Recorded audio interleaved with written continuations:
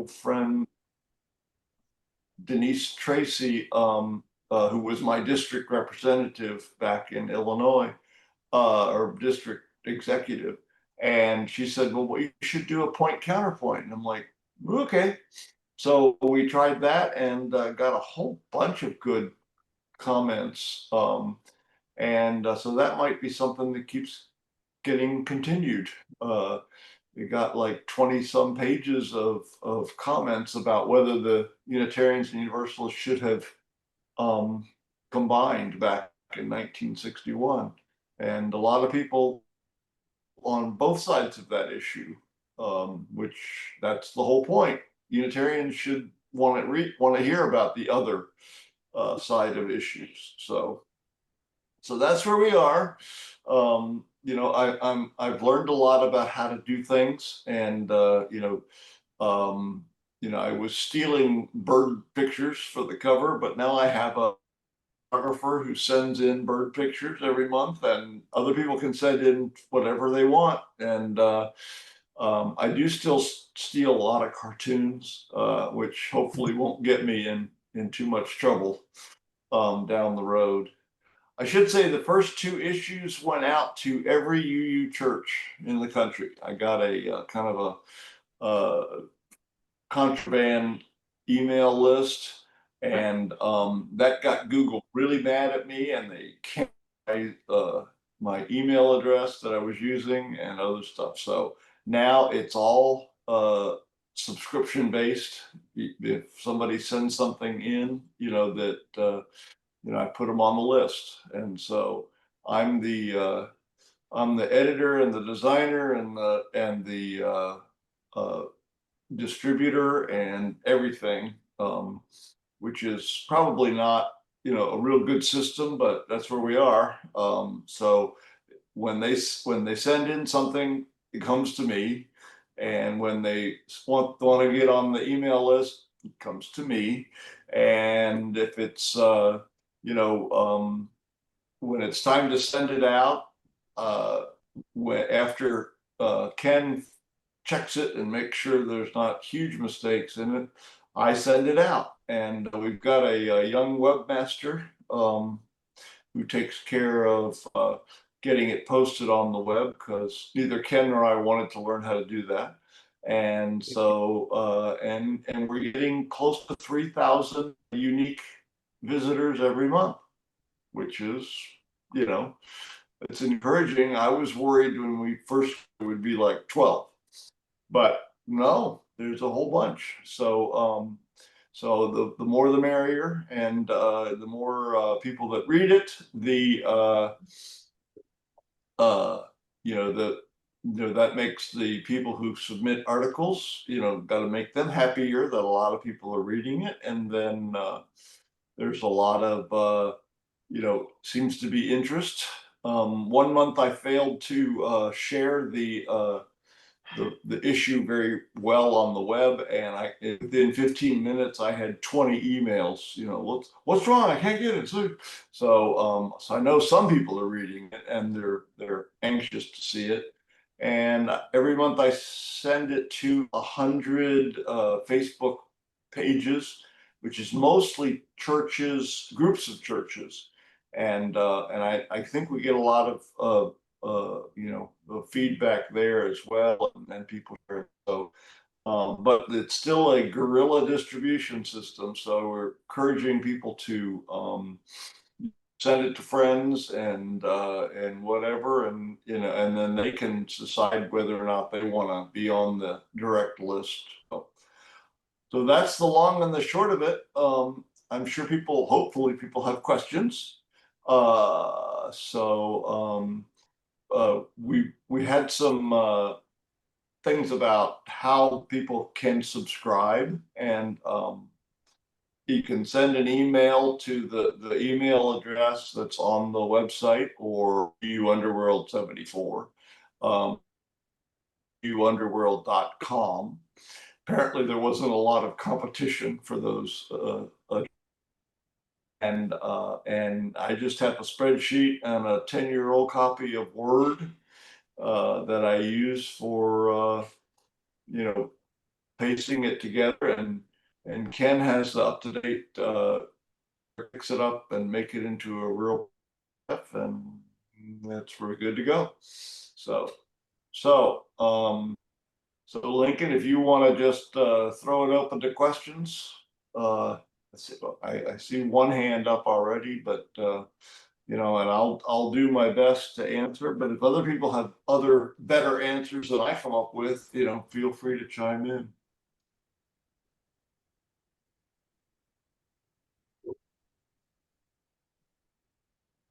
I'm hearing. Bruce, you're muted. Okay, I hadn't started speaking. I hadn't been recognized by the chair yet. Yeah, let me recognize you, but first let me apologize for not actually getting the audio started or the session recording started until somebody did it for me. So we lost about half of it.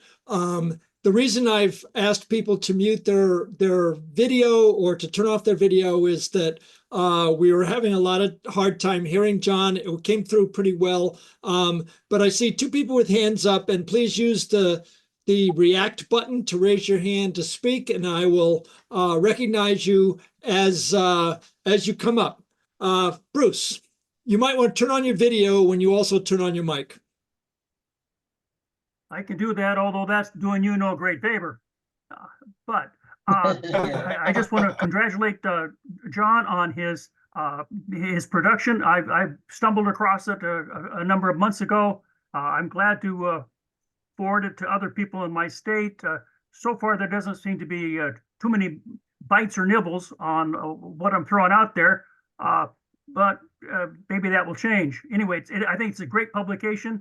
One question I do have for you is, what is your official affiliation with the NAUA? Are you an independent publication, or are you an official publication of the NAUA? And that's the thing that is normally found in a newspaper or a magazine's masthead, and you don't seem to put together a masthead yet. So anyway, that's my question.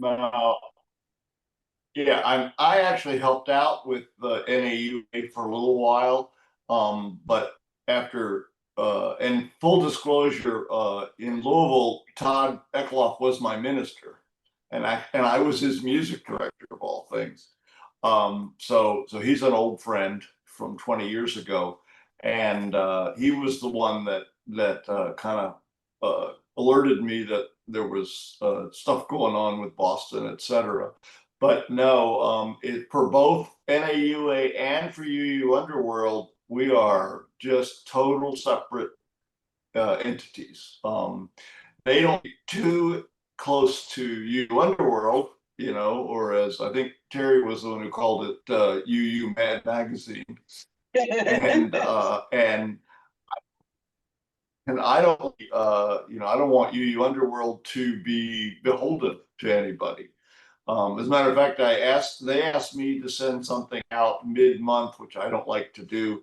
And I said, well, in return for that, would you send out, you know, something to all of your membership? And they wouldn't do it. You know, they are not, you know, their membership list is only for NAUA, and that's fair, you know. So hopefully we'll get a little bit of publicity out of that. I'm just pushing to get as many people to hear about it as possible. So anyway, no connection, totally independent, and that's important to everybody. Okay, Andrea, if you want to unmute and perhaps turn on your video, you're up. Okay, so I've only just stumbled across the magazine, and it was so refreshing. I've actually been reading it. So I'm interested in the articles as opposed to a lot of the stuff that's coming out of the UUA. So I do have a question, and that is, do you have any editorial policies at all? How would you react if someone submitted an article that, you know, you considered to be really quite offensive or wrong, or how I mean, at the moment, you know, it's a small sort of underground publication, and you can just accept everything, and that all works. But I wonder if things get more successful, how you're going to deal with that, because I bet at some point you will. Well, I appreciate your optimism that we're going to get more successful. We'll have to see. Right now, it's Katie bar the door. If they send it in, I run it, and I will run a pro UUA article as well as a pro NAUA or UUMUAC or anything else. I can't see, the neo-Nazis wanting to run something in it, or other things like that. But if it happens, I've got a small group that I run things by when we're talking about what would be appropriate. So I can't really predict. It could be something that that would be over the line, but so far I don't think anything's even close to the line.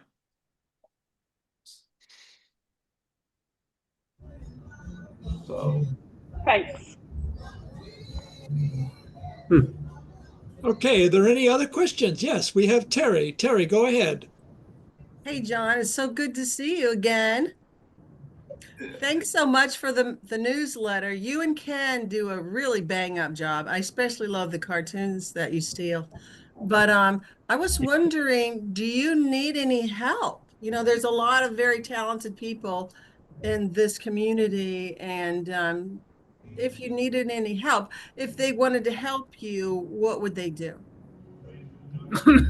And you and I have emailed about that lately, and I don't know for sure. There was really the only time that I felt overwhelmed was this last issue, because we had lots of correction changes, and people sent in stuff and then they didn't want it run and they wanted it run and they changed a word, and it's like, oh, this is getting kind of crazy. And so I was getting a little overwhelmed, but it wasn't so bad, and I got it done. And was and then there was a really good article that my friend Joseph here in Savannah wrote about growing up in Turkey, and I didn't get it in the right folder and it didn't run. So anyway, it'll be in November, and it's really good. It's got pictures and everything. So I've only made a couple mistakes, and most of them have been with poor Joseph. I misspelled his name once and some other stuff. So, but that's really the only time, that something didn't run, for the most part. It just was a little bit with the point counterpoint thing. There was a lot more articles. I mean, there was like 45 articles when there usually is 25 or 30. So it's a little bit more, and I imagine sooner or later my little brain will be overwhelmed. But right now, I'm just kind of coasting along. Well, I can't wait to see it. It just And came so out I'm not today, really right? sure what kind of help I. Go ahead. I'm sorry. Oh, I'm sorry. I can't wait to see it. It just came out today, right? Yeah. It came out last night. Last night. All right. The issue with the point counterpoint, and then of course the question this month was, should the Unitarians and Universalists have combined in 1961? And there were some pro and con opinions on that. Some very, very well written. My old minister from Florida, Randy Becker, wrote something, and several people wrote things like against merger and pro merger and like that. So it's I think it was a good issue, or a statement to bring up. So let's next month. I don't have anything yet, but I'm sure that something will come to mind, or somebody will send me a suggestion. Please do, and we'll run it. But in order to give people enough time, I send that out like the 10th of the month, so people have a chance to think about it, write something up, and get it in by the end of the month, by the line. So it's not a lot of work. It really isn't. But I get anxious, and like sometimes I've been sending it out like on the 26th or the 25th. And I shouldn't do that. I should wait until the end of the month. It's not that big a deal. And, You make it and look sometimes easy. at the end of the month, I get but I get really good stuff at the end of the month if I just wait for it. So Okay. anyway, I'm gonna wait from now on. All right. Well, thanks until- again. Especially because of, well, like I say, it's not a lot of work. So Frank, you're up next. You can show your video and I'll spotlight you. Yeah, John, never met you before. Good to see a face with the name. I first off want to tell you that the book that you published, kindly published, has been almost completely rewritten. And that leads me to apologize for the poor, literary quality of what you got. I just was anxious to get the message out there, and I Sure. couldn't wait for the publication of the book. And my question is, what are you going to do when you're in Portugal? Well, Portugal, just real quickly, wore me out. I was there a month, and by the end of the third week, fourth week, I was like, I'm not going to make a good decision here. I need to go home and rest up.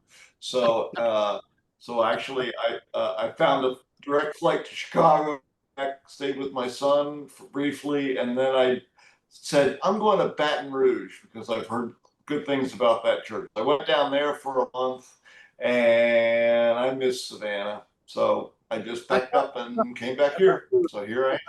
I thought you were making plans to move to Portugal. That's why I asked. I was, and I still have the infrastructure in place, but it's an easy place to move to, except for that you have to apply at the Portuguese embassy in Washington, D.C. So even if I went there, found a place, I'd have to come back anyway. So, and I couldn't find a place that wasn't like,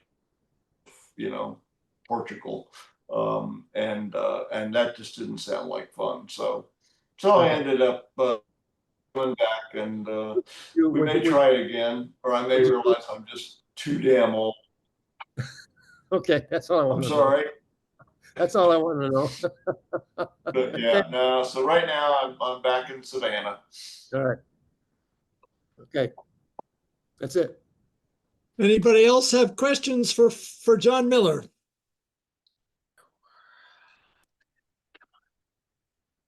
Well, we'll wait a few minutes. Yeah.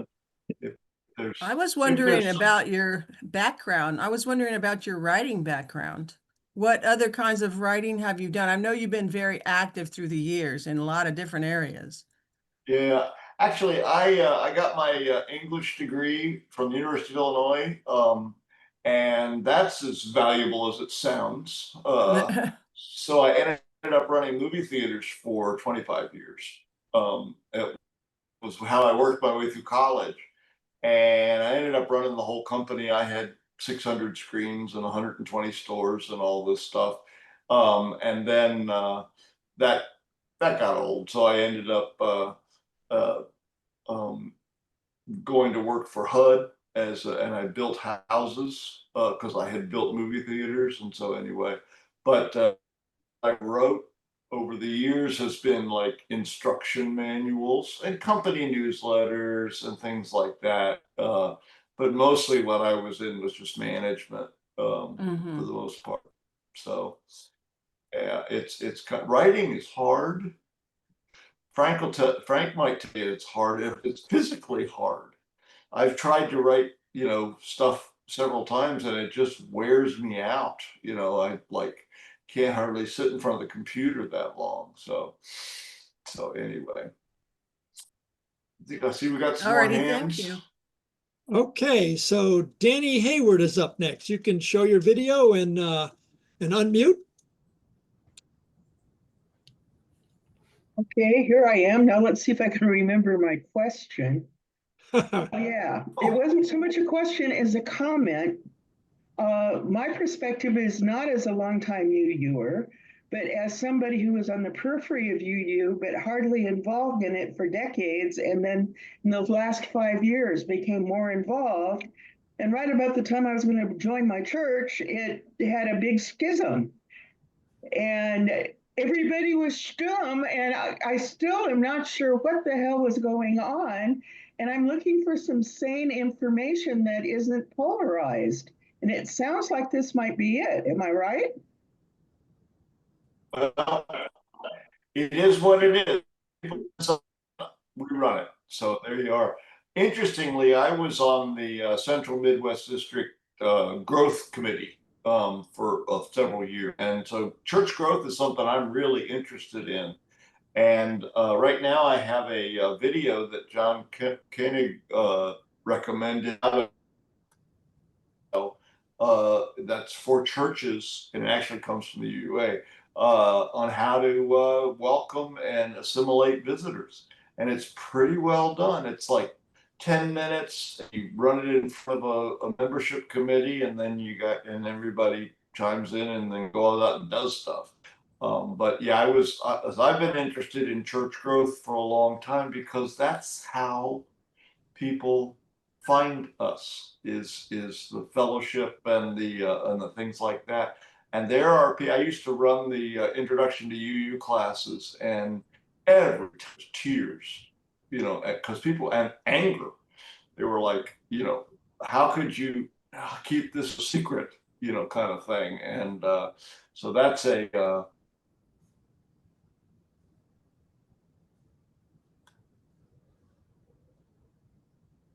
Looks Whoops, like John we got may- knocked off. we may have lost John. Yeah. Lorraine, you're up next if John comes back. back. Okay, John's back. Lorraine, you can unmute yourself Sorry and about Yeah, everybody should turn off the cameras too. yeah, I've got most cameras turned off.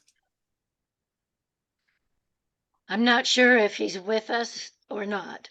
John, you there? I can hear everybody. Okay, Okay, that's Can you go hear ahead, me? Lorraine. Yes. Hi, John. Thank you for this session. I'd like to go back to your comment about the bird photographs on the covers. I have a lot of bird photographs. I'm wondering if you want them as is, or who's doing, you've got a lot of negative space and certain colored backgrounds, so there's room for text on the cover. Would I need to do that, or do you have somebody doing that at your end? That's me. There's only me. Okay. So yeah. Yeah, and before, when I was just scanning for photographs to steal, I kind of looked for something that would fit, on, the rule of thirds, on the page. Right. But the stuff that Lori's sending in, it fits. I'm not sure she's aware. I flipped her last one. I made it the bird facing the other direction. Sure. She may not even know that, but I can do all that. That's easy. I was a graphic designer for years, so. Okay. Yeah, Yeah, I have some it's, ability that way myself, but I wasn't sure which you preferred. Okay, thanks. That was No, just I my mean, question. if you want to, yep, it's not that hard. So, at least for me.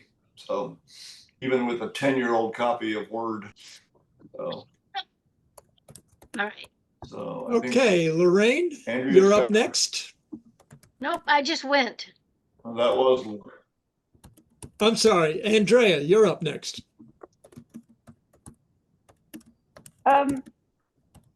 So I don't know. Are you interested in sort of sciencey type articles?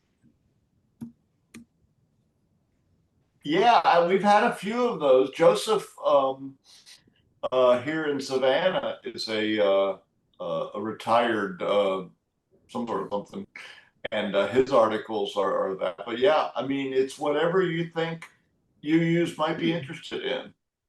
So sure. And once again, I haven't turned anything down. And I've had a couple complaints that, some of the articles are a little long, and I'm like, well, nobody's, not holding a gun to anybody's head to have to read, but it's been really interesting, the kind of stuff that comes in. I'm like fascinated, like, well, look at this. This is cool. So, yeah. I mean, most So of them it, seem to have some kind of spiritual, religious component, and I wondered if you were looking for that instead of say, this is a really neat result that has a press release, and people might be interested in it. I've done it, and Unitarians would probably find that connection anyway. So, so. Okay. Bruce, you're next.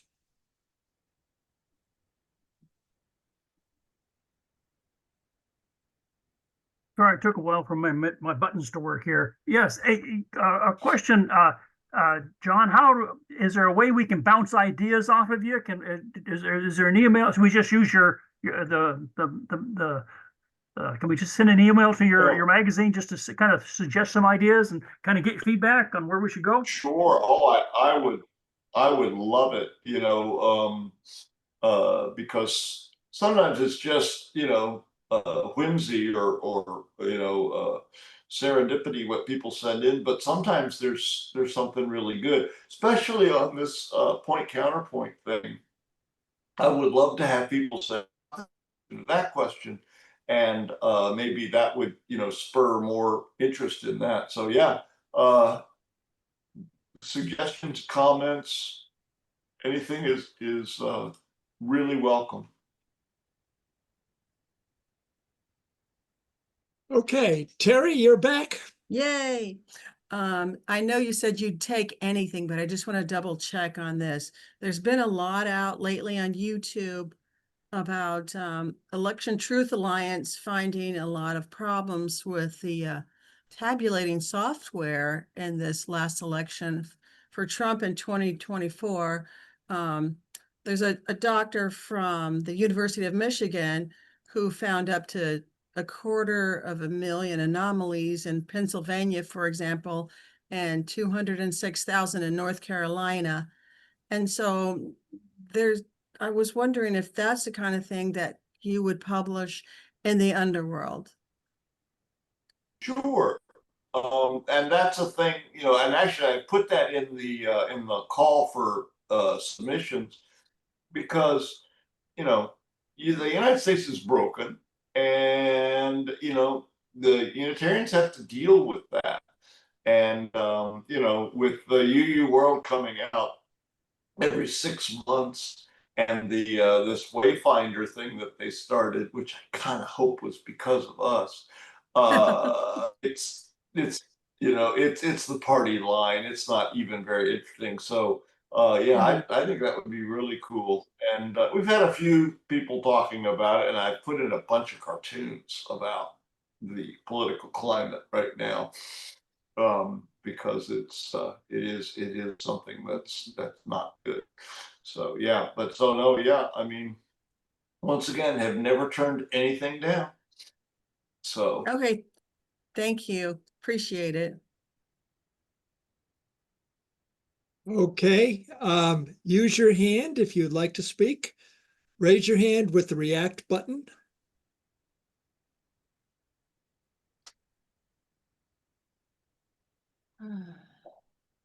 John, you may have stunned them into silence. well, there's a lot of comments. I'm just kind of scanning through them. They're pretty cool, I am just always amazed, sometimes middle of the month, I'm like, ruh-roh, it's going to be a 4-page issue. And it's approached 100 pages several times. This last one was actually a little shorter, for whatever reason, but it's just what people send. So, I just run what I got. And which makes being an editor really kind of like editor. So, So how are things going with the UU Church in Savannah? And plus you visited a church in Baton Rouge. How'd that go? yeah, Baton Rouge is really cool. The building is excellent, and the minister. There's 3 ministers there, and the senior minister who's just been senior for a couple of years. He's very good, and they had a guest minister while I was there from Madison who gave a wonderful sermon, which I'm trying to get her to let me run it in the magazine. So that one was really cool. Savannah's doing much better. We had a little, a little schism going on there for a while, but now it's better. And I was on the selection committee that hired the new minister, and she's excellent. And because I have a lot of connections, I could do a little background check on her, and I got wonderful comments. So, yeah. So she's very, very good. We just lost our choir director; he retired. So, been a challenge. And you sing in the choir, right? And I've run an ad. Pardon? Do you still sing in the Well, choir? when there was one, yeah, I sang in when there was one, but now there's not one. So anyway, there's a community choir here in Savannah, and I joined that. So. Oh, nice. Did they have any UU churches in Portugal? Nope, not a one. Oh.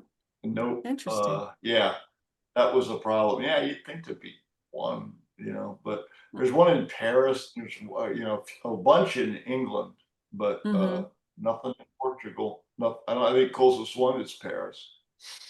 So. Thank you. Well, I'm going to recognize myself for a second here and ask a question. John, you're right. I mean, when you get into the Catholic part of Europe, there aren't very many Unitarians. When the reaction to the Reformation happened, you had 3 choices. You could leave, you could become Catholic, or you could die. Those were the 3 choices. So here's my question for you. When you visited Baton Rouge and now you're back in Savannah, and you just praised the ministers there pretty highly, what's the climate like in those churches with respect to the changes that were made at the UUA and the conference and your relationship, frankly, or your somewhat adversarial relationship with the UUA? I guess I could put it as somewhat.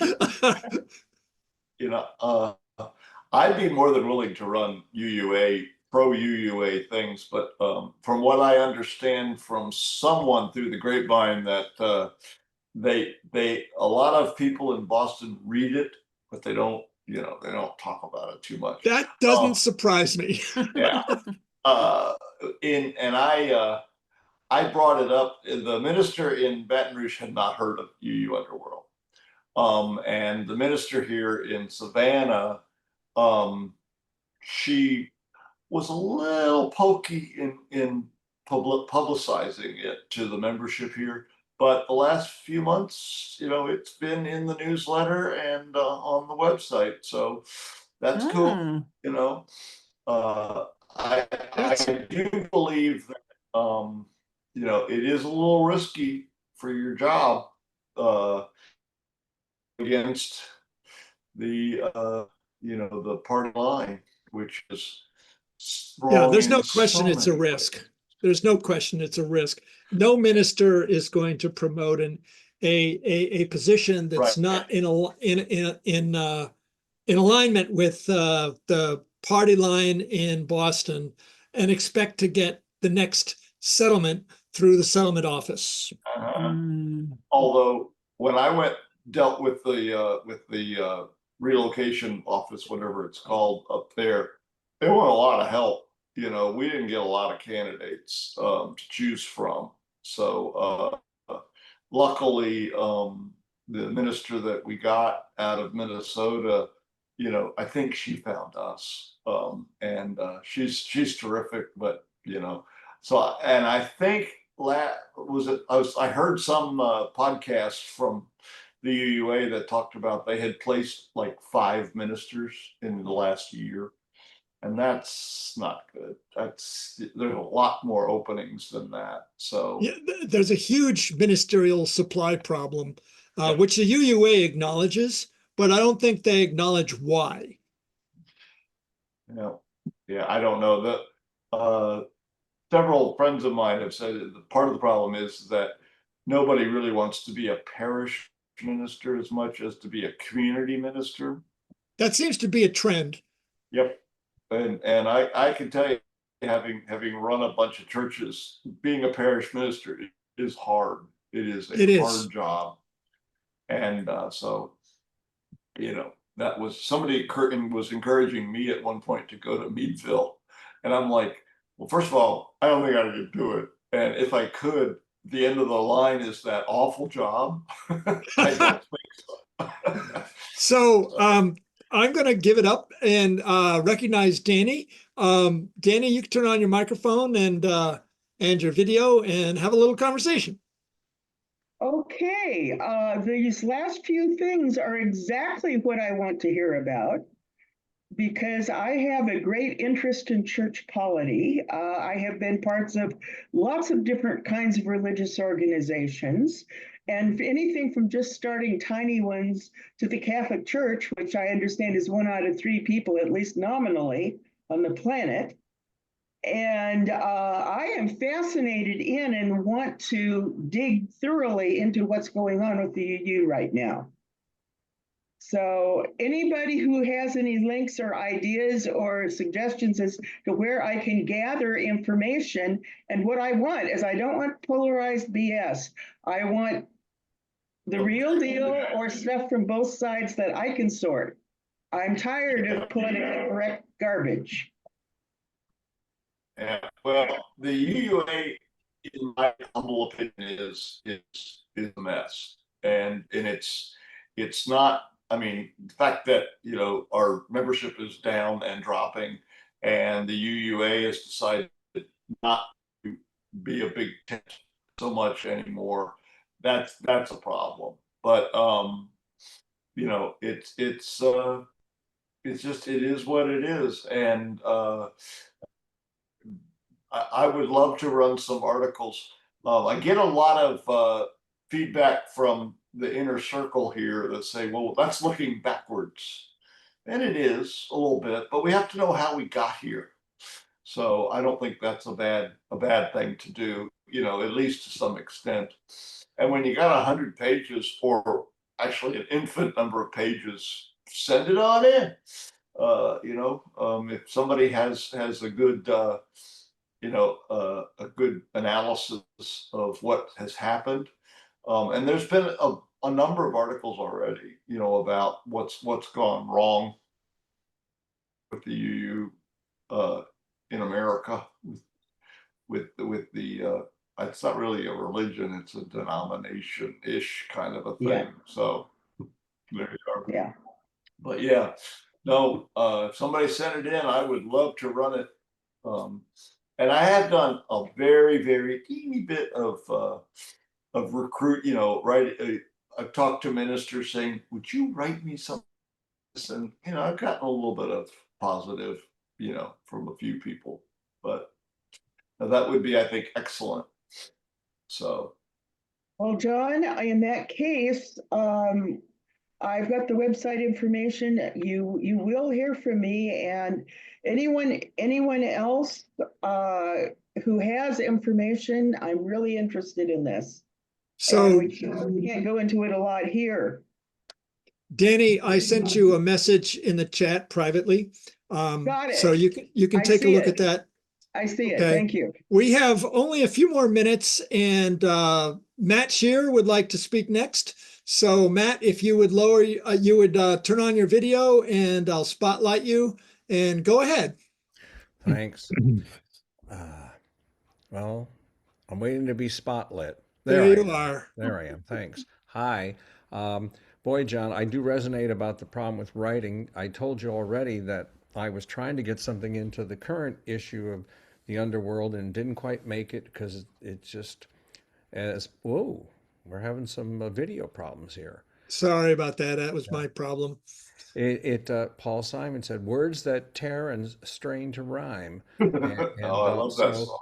And yeah, but don't this thing about, oh, you're looking back. I mean, the historian George Santayana said progress far from consisting in change depends on retentiveness. And blah blah blah, and that's where the line, those who cannot remember the past are condemned to repeat it. Yeah, and then there's the line that I heard, and I'll Sure. interrupt just for a second to say that I don't know who said it, but somebody said history doesn't repeat itself, it rhymes. Yeah. Yeah. Well, I've seen that attributed to Mark Twain. Yeah. That one might have been Mark Twain, yeah. Let us not forget that it was George Orwell who said, who controls the past controls the future, and who controls the present controls the past. And so it pays to curate. Remember, we used to talk about the living tradition. Yeah. And it's like, as you all know, or many of you know, there's not a lot of that tradition still being taught or preached. And we had an interim minister at the church here in Wayland, and the first interim minister said she went to Star King and she was surprised at how little UU history they taught, how little theology they taught. They taught a lot of social activism. So I'm not surprised that so many ministers want to be community ministers. And I would say to anyone who feels that parish ministry is hard, it's because they don't love the job. I love the job. I loved the 2 years I served a church, and I hope at some point to find a church that I can serve, although I'm not willing to relocate out of, Massachusetts. I have a radius of about an hour, I think. It's a wonderful job. But if you're not living, if you don't practice what you preach for yourself, the job will crush you. But it is done right. It's incredibly uplifting. I just wish more of our ministers would preach that. And with that, I yield back. Okay, thank you, Matt. We have a few more minutes. Let me just let a few. Go ahead. I was going to say real quick, when I interviewed Peter Morales, who was very gracious and let us run an extended interview, you could tell he loved the job and he was good at it. So. Okay, go ahead, Ken. I just wanted to partly solicit an article. Frank, you'd be excellent to write an article about things that have been said about UUA from the outside that are reasonable and communicative and helpful. And for the inside, I recommend everybody read the Mosaic curriculum. We need to get a link to it into the newsletter, but especially love is talked about a lot in the very earliest years, but from middle school on, it is, if you're white, you are, questionable identity, and white supremacy culture and those kind of things are in there. But it's a good introduction to where the UA, what it really thinks right now. Yeah, and it is the RE curriculum. Yeah, for the future, and that is really scary. Yeah. Okay, Bruce. Yes, just a real quick suggestion here, John. Why don't you suggest to Dr. Sophia Betancourt that she write a guest editorial? I would love it. And I quit bad mouthing her like a year ago. So so yeah, no, I mean, like if anybody at the UUA sent in something, no problem. There's a UU community something or other that I run something on, and I asked them if I could run something, and they said no. So I ran their declination. I ran that in the newsletter because that's who I am. I'm gonna like, you know, they used to say, don't pick a fight with somebody who buys ink by the barrel. So yeah. So anyway, and I got a few nasty comments about that, but there you are. So, and Okay, hopefully Matt, we'll you're back. start. Yeah, I just a quick comment. I hope y'all know that that Todd Eckloff published a follow-up to the Gadfly papers called The Gadfly Affair, which he also published everything that they sent to him. He's Yep. documented what's It's happened, excellent. and it's like, and I don't speak extemporaneously. It's just the stuff is out there. You can support Oh yeah. what you're. I'm not, and again, I was branded a hater of the UUA when all I do is disagree with their methodology. We share the goals. So it happens. And one quick thing about the history, what I think this is when I got into you, John, for the September issue. I called it the All-American Religion. A. Powell Davies was the minister of All Souls in D.C. He preached to Supreme Court justices from 1944 till his death in 57. He called it the America's Real Religion. Are we hearing about Davies these days? No, we're not. And that's the kind of thing. We should claim this, and not Yep. because it is great. It's just this is the kind of thing that promotes actual true democracy. We don't have disestablishment was not that we don't have a state church, but we have values and morals and ethics, which used to be what Unitarian and Universalism preached. And well, as John is saying, and some of us are experiencing firsthand, is getting a little squirrely now. Thank you. Yeah. Okay, we're past our time at this point. Ken, I'm going to make you the last person to speak to us before I end this session. Go ahead. I put links to the Mosaic curriculum, a description of it, and then the actual curriculum into the chat room. So give people just a chance to check that out. You can save the chat by opening up the chat. And at the top of the screen, there are 3 dots on the right-hand side, and you click on them. It says Save Chat. Then click. Then if you do that, the whole chat discussion will be saved on your computer. Oh, good. I was trying to do that. Okay. Yeah. Yeah. I think we did run a link to Mosaic in, I don't know, whatever. I think it was in an article that you published from David Cycleback. Right. And Yeah. and we did a little mini point counterpoint about that. And that's when I got some feedback on Mosaic. So Yeah, I think there's a lot more needs to be said, and the point counterpoint thing. It was really not time to really absorb it, and it's really an awful lot to absorb. yeah, because it just went out yesterday.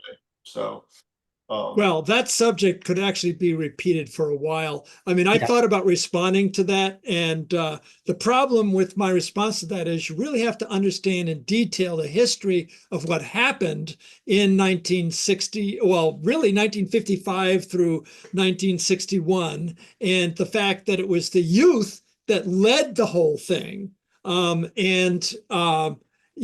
the fact that the UUA spent $5 million, which was all the money that the Universalists brought to the UUA in the next 5 years. yeah, John Koenig was actually at the first GA in '61. Right. I saw that article. Yeah. Pretty cool, that he was actually there. Of course, I think he was like 19 or something. So, or 21. All right. But, at this point, I do have to bring this session to an end. We have another session coming at 8 o'clock East Coast, 5 o'clock West Coast, and the times in between. So at this point, we'll end this session. Thank you, John, so much for being here and presenting this. No, it was fun. And so there we are. Andrea, I think, has one last question. No? Well, it's too late. We need to go. No, it was a clap. It wasn't a raise hand. A clap. Yes. Oh, okay. Thanks, John. Right. Well, thank everybody. It was fun. So we we'll have to do this again sometime. Mhm. Bye. Bye.